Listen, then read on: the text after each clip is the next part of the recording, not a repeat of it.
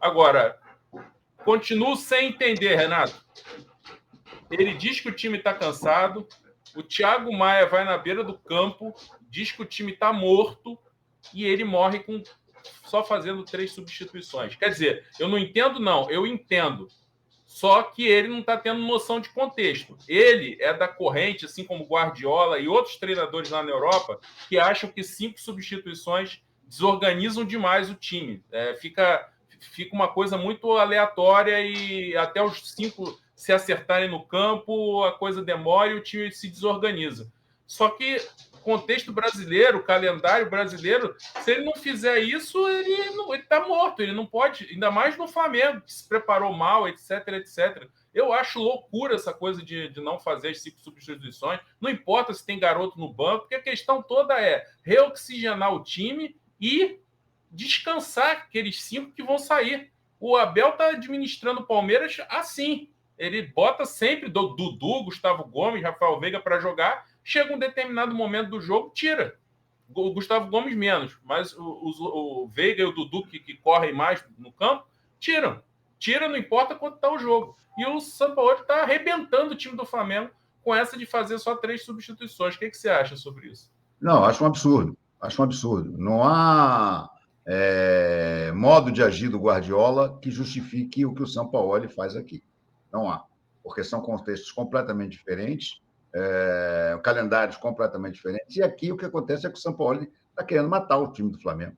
Nos treinos e, pelo visto, nos jogos. Além disso, ele tem uma dificuldade impressionante de administrar as janelas de substituição. Ele acaba queimando a janela de substituição e já mais de uma vez ficou com um jogador machucado em campo. Então, isso é uma coisa, por exemplo, ele ontem, quando quis botar, ele botou o Everton Ribeiro primeiro, depois colocou o Cebolinha e, por fim, colocou o Vitor Hugo, não foi isso? Isso. Quando ele colocou o Cebolinha, ele já devia ter colocado o Vitor Hugo, entendeu? Ele demora a reagir. Isso é um problema do Sampaoli. Apesar de ter ido muito bem ontem, ele tem esses problemas. Esses problemas ficam evidentes até mesmo quando ele vai bem, como foi bem ontem. Um jogador do Flamengo, no caso foi o Thiago Maia, ter que chegar na beira do gramado e dizer para o técnico que o time está morto, o que o técnico está vendo? Ele não está vendo o que está acontecendo em campo? Ele não está vendo que alguns jogadores deles estão próximos da exaustão? Ele devia ter colocado o Vitor Hugo e o Cebolinha juntos. E eu teria colocado o Matheus França em campo também. E, eventualmente, até mais alguém. Porque é exatamente o que você diz. A maratona é gigantesca. Terça-feira agora, segunda-feira agora, tem Vasco. E no meio da semana tem o Racing. O Vasco é um jogo que se tornou importante, porque o Flamengo está ali próximo dos líderes, né?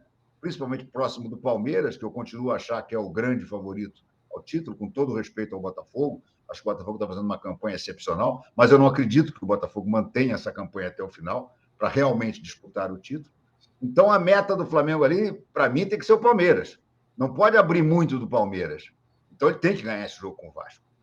E depois ele tem que ganhar com o Racing. O jogo com o Racing é fundamental. Se o Flamengo der um azar e perder do Racing, já bati na madeira aqui para isolar, ele vai ser eliminado na fase de grupos. Ele vai ser eliminado, porque o Racing vai abrir as pernas para o Nublense no último jogo. Então, o Flamengo tem que ganhar do Vasco e tem que ganhar do Racing. Concordo aí integralmente com a sua observação. Quer dizer, por que não poupar? Por que não fazer como o Abel Ferreira? Ele não tem que pensar como o Guardiola, ele tem que pensar como o Abel Ferreira, que é quem está aqui na nossa realidade e empilhando um sucesso atrás do outro. Infelizmente, empilhando também chiliques atrás dos outros, né? Que é uma coisa lamentável. Isso é uma coisa que eu não me conformo. Né? Um técnico tão espetacular e uma pessoa tão descontrolada. Né? Mas, enfim, o Flamengo tem que pensar e pensar muito nisso. Eu ontem, sinceramente, mais uma vez, fiquei esperando as 5 substituições e elas não aconteceram. Agora, de uma maneira geral, o Flamengo foi muito bem. Foi muito bem. O Gerson fez um partidaço. Thiago Maia e Pulgar fizeram um partidaço. E isso aí é impressionante como é que, quando esses dois jogadores, principalmente o Thiago Maia, que vinha oscilando muito, né, errando muito, quando eles estão bem, como aumenta consideravelmente a segurança da defesa do Flamengo. Não foram só os 3 zagueiros, foram 2 atuações de gala do Thiago Maia e do Pulgar. Gerson bem, Arrascaeta ainda longe, mas muito longe do ideal, mas é aquela coisa do craque. Dessa vez, sobrou a bola na cabeça, ele fez. No primeiro Fla-Flu ele perdeu, lembra? É até mais fácil, né? Até mais fácil, mais livre, diante só do Fábio. Dessa vez ele cabeceou no meio de uma opção de gente. Mas é fato que a bola caiu na cabeça dele. O Fabrício Bruno foi muito feliz ali naquela assistência de cabeça. Mas a coisa do craque, né? A cabeceada que ele dá dessa vez é a cabeceada de quem tem completa noção do que está na frente dele, né? Ele tira a bola do Fábio. Não foi uma cabeçada para o gol que venceu o Fábio. Não, ele quando a bola veio, ele já olhou e cabeceou naquele cantinho ali e matou o Fábio. Mas ainda está a anos-luz de ser o jogador que a gente espera, né? Então eu tenho realmente expectativa de que o time comece a subir. Depois de ontem, deu essa expectativa. Mas, macaco velho que sou, lembro que depois do primeiro Fla-Flu também deu essa expectativa, ainda que não com vitória. E depois do Fla-Flu, até esse Fla-Flu, o Flamengo teve partidas horrorosas. O Flamengo teve partidas horrorosas. Eu concordo muito quando você diz, André, que a motivação do jogo influencia muito na atuação do Flamengo, né? O Fla-Flu, para esses jogadores, era um desafio, era uma vingança, era a Copa do Brasil, era mata-mata, não podia deixar passar. Então, nesse Fla-Flu, eles correram tudo que eles precisavam correr. Se existe uma coisa que não se pode falar nada, foi da garra dos jogadores do Flamengo, da entrega, da disposição nos 90 minutos. Então, realmente, esse time do Flamengo ontem se entregou totalmente. Agora, é o que eu digo, vamos ver como é que vai ser contra o Vasco, porque é um jogo completamente diferente. É um jogo que o Flamengo vai ter a posse de bola. O Flamengo vai ter que propor e tentar chegar ao gol do Vasco, enquanto o Vasco vai ficar todo fechado lá atrás, tentando esticar uma bolinha lá para o Pedro Raul. Então, não sei, eu gostei muito, repito, foi a primeira vez no ano que o torcedor rubro-negro pôde ir dormir satisfeito, feliz, sem ressalvas. Porque até no outro Fla-Flu, que o Flamengo jogou bem, ficou o gosto amargo de não ter feito o gol, né?